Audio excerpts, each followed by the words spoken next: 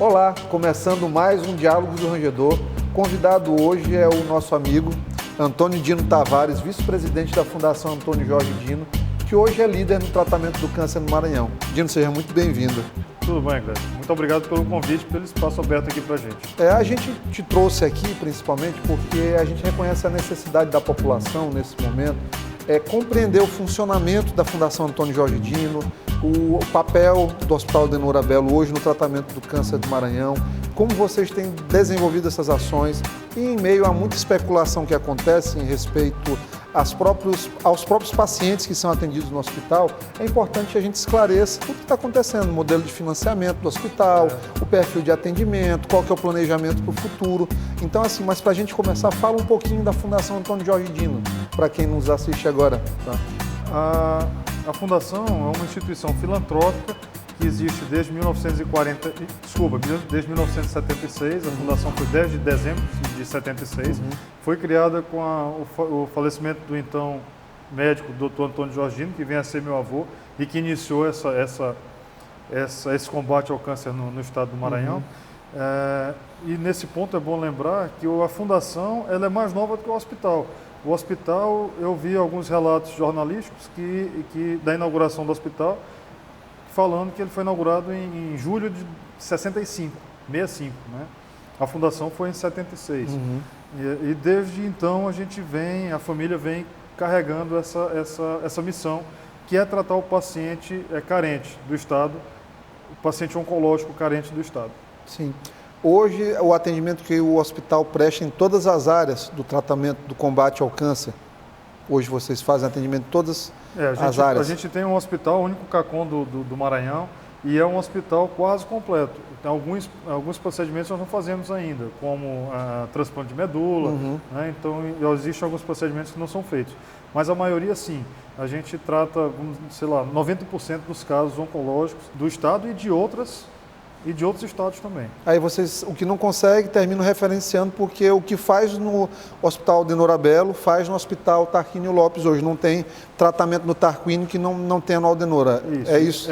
E não tem tratamento que tenha no Tarquínio que não tenha no Aldenora, mas a recíproca não é verdadeira. Sim. Nós temos hoje um serviço de radioterapia que no Maranhão, para o SUS, só tem no Adenor Abelo.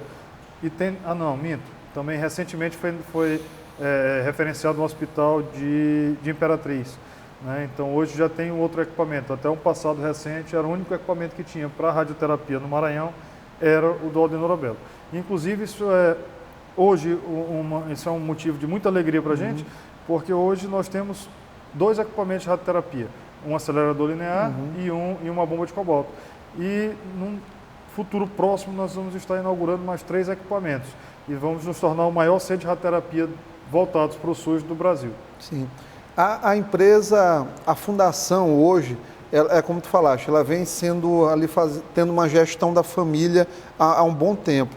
Tu achas que esse modelo, como é que vocês compatibilizaram essa coisa do modelo de gestão familiar, que a gente sabe que é uma coisa que é sempre mais complicada, até do ponto de vista de relacionamento interpessoal, tem um pouquinho de fissura, fricção naquilo ali. Como é que vocês fizeram essa coisa de fazer dar certo um hospital no modelo de gestão familiar?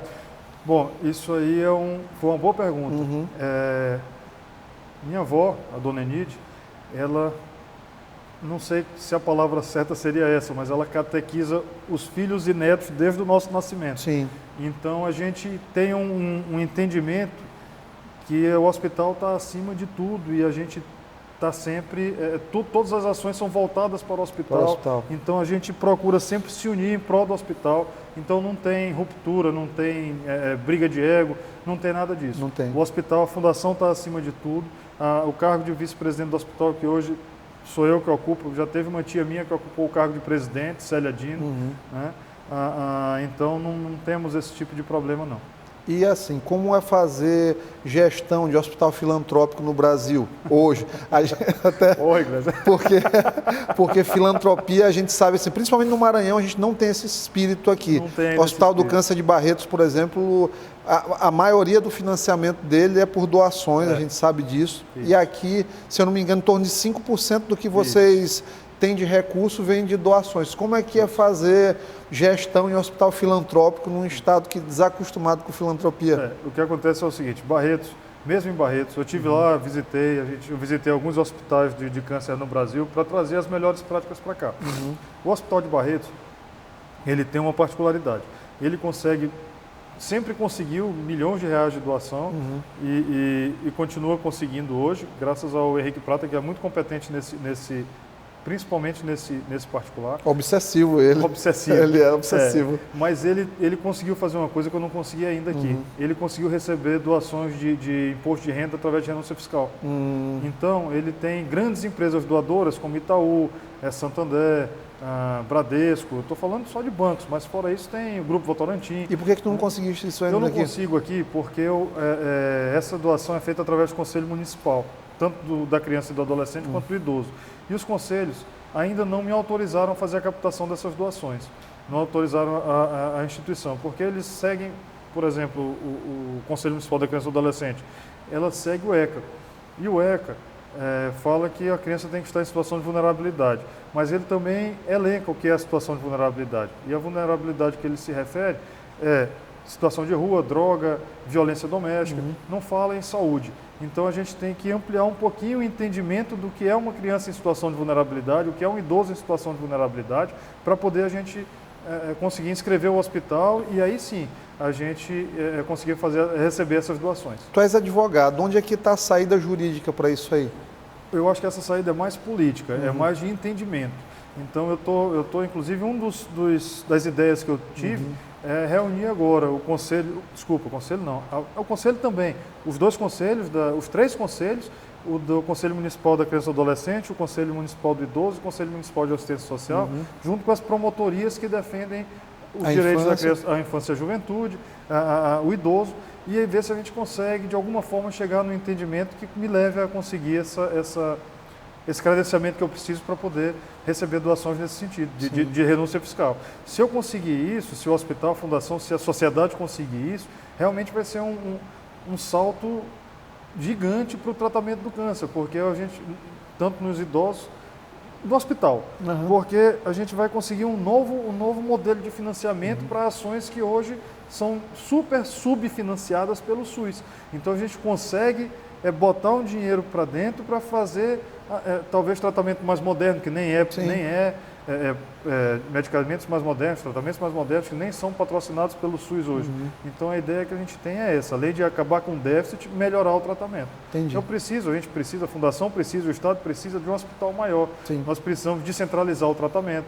A gente tem um projeto de levar o tratamento do câncer para Pinheiro, Santo Inês, Imperatriz e Caxias, que são os municípios onde o Ministério da Saúde autoriza o credenciamento no SUS. Em pequenos hospitais. Pequenos hospitais. E aí, tratamentos mais complexos a gente traria para São Luís. Então, leva o tratamento para perto de quem precisa, a pessoa vai ficar muito mais confortável recebendo tratamento perto de sua família, perto de onde está, e qualquer intercorrência mais séria, mais grave, qualquer necessidade, a gente traz para São Luís. Tu tens o dado assim de quantos pacientes tu atendes anualmente no hospital? De cabeça? Eu estava vendo isso hoje. A gente né, no meio dessa crise hoje que a gente está vivendo, com cirurgias suspensas, enfim, alguns tratamentos quimioterápicos, ontem nós atendemos mais de 750 pacientes. Ontem, né? Ontem. Então, mas o normal a gente atende entre 25 e 28 mil pacientes mês. Aí multiplicando por 12, nós vamos chegar a 350 mil pacientes. São muitos atendimentos. Aliás, mito, não são pacientes. Pacientes são atendimentos. Atendimentos, isso. Porque o mesmo paciente ele entra, faz a consulta, faz o exame, volta na consulta para o médico ver o exame, aí começa um tratamento, uma quimioterapia, uma rádio. Então não é o paciente pode ter ser atendido várias vezes. Então são vários atendimentos, são quase 30 mil atendimentos por mês. Na tua opinião, qual o maior desafio hoje de fazer esse cuidado ao paciente com câncer no estado? Qual que é o pior? Hoje é o financiamento. A gente tem uma tabela SUS que não tem reajuste há 10 anos, né? E não tem previsão de reajuste. Eu falei no Ministério semana passada e eles foram categóricos. Não tem como fazer o reajuste nesse momento. E aí a gente fica sem ter a quem recorrer. Então a gente, graças a Deus, temos a população que está do nosso lado e que doa, acredita no trabalho que é feito, reconhece o trabalho que é feito. Temos algumas empresas de iniciativa privada que também conseguem fazer isso, conseguem fazer doar para a gente. E isso que tem ajudado tem muito. Segurado, né? Alguns convênios com o governo do estado, que recentemente tem feito. Talvez a gente vá ter que sentar e discutir uma participação mais efetiva, mas isso aí são cenas dos próximos capítulos. Uma campanha que sempre tem um apelo popular muito grande é essa do Mac Dia Feliz. Como tem sido o resultado prático nos últimos anos do Mac Dia Feliz para vocês? As campanhas é uma boa temática a ser abordada. O Mac Dia Feliz sempre tem um projeto específico vinculado à arrecadação. Tá? Então, esse ano, por exemplo, a gente está trabalhando para a reforma da ala pediátrica. Da ala pediátrica. E aí nós temos a meta e tudo, e nós conseguimos bater as metas. Mas acontece o seguinte, crises como essa, eu não sou permitido usar o dinheiro dessa campanha, Sim. porque esse dinheiro fica bloqueado pelo Instituto, que vai auditar minhas contas. Pelo Ronald McDonald. Pelo Instituto Ronald McDonald. Analisou o projeto, vai fazer o levantamento de todo o dinheiro que foi arrecadado, vai fazer uma análise das minhas contas para saber se a instituição é idônea para poder liberar o uso do recurso. Caso ele veja alguma situação negativa em relação às nossas contas, ele nem libera, o dinheiro já fica para ele. O dinheiro fica lá. Isso. E aí, depois que ele fizer o levantamento de todas as informações, aí eu sou autorizado a gastar aquele dinheiro para a finalidade que eu solicitei, para o projeto que eu dei entrada no ano anterior. E hoje a tua relação com a Prefeitura de São Luís, Governo do Estado? Te repassa o dinheiro, teoricamente, mês a mês, com aquele atraso que a gente sabe que o SUS tem no repasse das verbas, e o outro é um ente que pode te ajudar nessa coisa de completar esse déficit que tu tens mês a mês. Como é que tem sido a relação? Primeiro com a Prefeitura, depois com o Governo do Estado. Bom, eu até brinco, os Lulas, né? São dois, Estado e município. Está numa fase engraçada. Então, o relacionamento com os secretários, os Lulas, é muito bom. Mas eu sinto que o Estado e o município também atravessam uma situação precária nessa parte da saúde. Pelo menos a parte que eu tenho maior conhecimento é essa da saúde. Quanto ao resto, eu não tenho assim como falar. Mas em conversa que a gente tem, eles mostram para a gente, para a Fundação, a dificuldade financeira que o Estado e o município estão passando. A gente entende, mas eu tenho certeza que eles também entendem o que está acontecendo com a gente. O SUS ele é repassado para mim através de um convênio com a Prefeitura. O SUS paga rigorosamente em dia. A Prefeitura também, mas ela tem um prazo burocrático que ela passa para me pagar, que chega quase, ultrapassa 45 dias. Então, às vezes, ela tem alguns atrasos, mas é 10 dias, 15 dias, mas não são 60 dias de atraso, porque existe realmente esse prazo de burocrático, que eu, inclusive, demorei a entender o que era.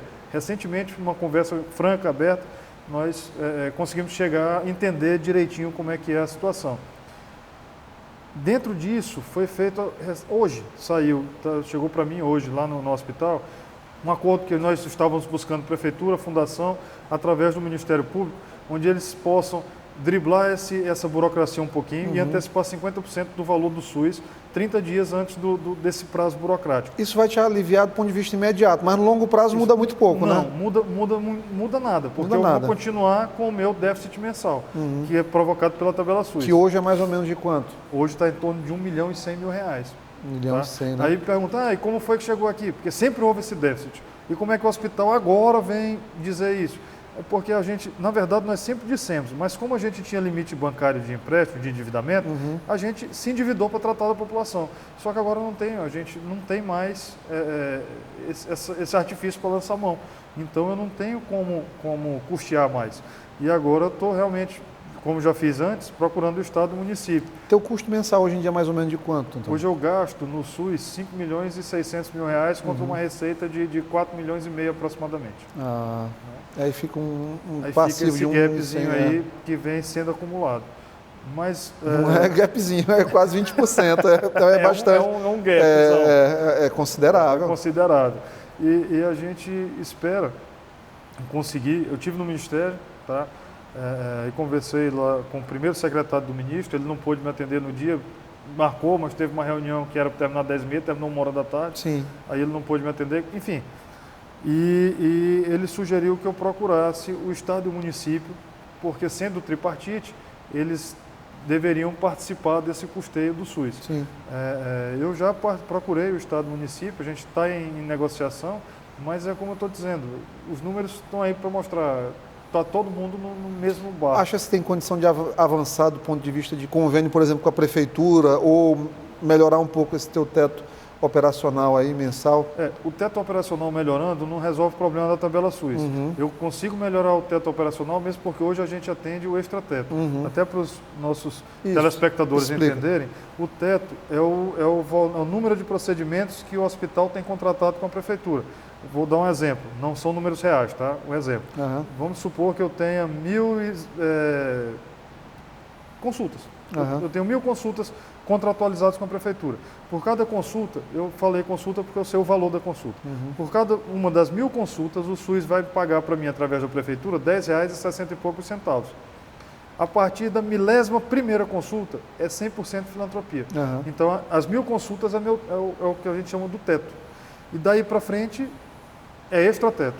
E hoje a gente está trabalhando 20% extrateto e que a gente não tem o custeio desses 20% de procedimentos. Fora isso, existe o déficit mesmo do valor da tabela SUS para o valor do custo real do procedimento. Tá? Então a gente tem conversado com a prefeitura, tem conversado com o governo do estado e a gente espera realmente que consiga costurar uma saída para essa situação em breve. Tu acredita que, por exemplo, depois dessa emenda constitucional 95, que alguns chamam assim de PEC da morte, a saúde pública no Brasil, qual que é o destino dela, que tu acha? Olha, o destino da saúde pública antes da PEC já era incerto, porque a tabela SUS, antes da PEC, já não era revisto. Depois da PEC, aí eu já não digo mais incerto. No meu ponto de vista, eu já tenho a certeza do que vai acontecer. E eu não vejo com bons olhos, eu vejo que vai acabar. A coisa vai se não há um reajuste por mais 20 anos, né? Que é o PEC. Isso. Já tem 10 sem reajuste, mais 19, porque já tem um da que PEC. Só fazendo correção inflacionária. Só fazendo. Não tem como manter um serviço público de qualidade dessa forma. E olha que a gente começou agora. Imagina isso daqui a 20 anos. Tu acha que falta hoje, para a coisa dar certo, nesse atendimento, falta empenho da classe política? Do ponto de vista geral mesmo, não é apenas aquela solução imediata com recurso financeiro aplicado, vou mandar aqui, vou abrir um convênio. Não, a gente está falando realmente de partirem para cima da gestão, desde do nível federal, do alto escalão ali do Ministério da Saúde, para a gente discutir aumento de teto, para a gente discutir melhora da tabela. Da forma que está, parece que está sendo feito sempre um paliativo, um curativo em cima das coisas. Muito bem colocado, Iglesias, muito bem colocado. Da forma que está, realmente parece que está sendo feito um curativo, vai para casa, quando se piorar, volta. E a gente volta, porque nunca melhora. Né? Então, é uma responsabilidade que não pode ser jogada só para a classe política. É claro que a classe política, enquanto representante do povo, tem sim que cobrar e ir atrás disso. Inclusive, eu vou fazer aqui menção, não é querendo puxar saco, nem a brasa para a tua sardinha, mas a lei que tu estás propondo do incentivo à saúde. Do incentivo à saúde é uma coisa que pode ajudar. Mas é como a gente falou, são curativos que estão sendo feitos para tentar curar uma ferida que está aberta e sangrando. Não é por aí que vai... por aí vai ajudar muito, mas eu acho que a gente tinha que sim ir atrás de uma solução para o sistema público como um todo, não para a minha situação específica, porque é muita pretensão minha querer que resolva só a situação do hospital, mas para todos os hospitais, inclusive públicos, estaduais, municipais, revisão da tabela SUS é o único jeito. Eu não sei se tu tens conhecimento disso, estou falando que eu tive conhecimento há 1 ano. O SUS, quando uma pessoa se acidenta e tem plano de saúde, o SUS cobra do plano de saúde. Só que ele não cobra pela tabela SUS. Sabia disso? Não sabia. Ele tem uma tabela específica que chama tabela TUNEP, que foi publicada pelo Ministério da Saúde para cobrar os planos de saúde nesses casos em que o SUS paga e ele está cobrando esse ressarcimento. Essa tabela TUNEP, quando a diferença é pouca em relação à tabela SUS, é de 100%. Então, como é que ele me paga do valor e cobra 2 vezes o valor para o plano de saúde? No meu ponto de vista, ele está reconhecendo que os procedimentos são subfinanciados como um todo. Perfeito. Te incomoda quando tu recebes notícias, principalmente nessa coisa de blog, que a gente sabe que às vezes trabalha para alguns interesses específicos, incomoda essa imagem de Aldenor Abelo, uma caixa preta dentro da saúde do Maranhão? Incomoda. Incomoda principalmente porque isso só aparece essas notícias quando a gente tem algum tipo de aperto financeiro. Eu gostaria que às vezes as pessoas se interessassem mais em ver essas contas da gente. Nossas contas sofrem pelo menos 4 auditorias anuais, sendo que uma delas é do Ministério Público. Tá? E nossas contas são publicadas. Esse ano foi publicado no dia 30 de maio, se não me engano, no Jornal Pequeno. Então nosso balanço está lá. Não tem nada de obscuro, nem escondido. A população e esses blogueiros, de repente, podem ir até lá, perguntar as contas, a gente não tem nada para esconder. Não, isso é ótimo. E assim, tua visão sobre o Fundo Estadual de Combate ao Câncer. Uma polêmica foi criada, muita gente chega para, de maneira oportunista, querer achar que o fundo vai ser a salvação da oncologia do Aldenor Abelo. Existe um entendimento que o Fundo Estadual de Combate ao Câncer não é uma ação direcionada apenas para o Aldenor Abelo, não é? A tua visão do fundo, o que tu acha aqui? O fundo foi criado com o propósito de combater o câncer das diversas formas, prevenção, meu entendimento, prevenção, tratamento, enfim. E não é uma solução para o tratamento do câncer no estado, mas é uma ajuda que pode ser utilizada. A gente pode lançar mão dela num momento de crise como esse.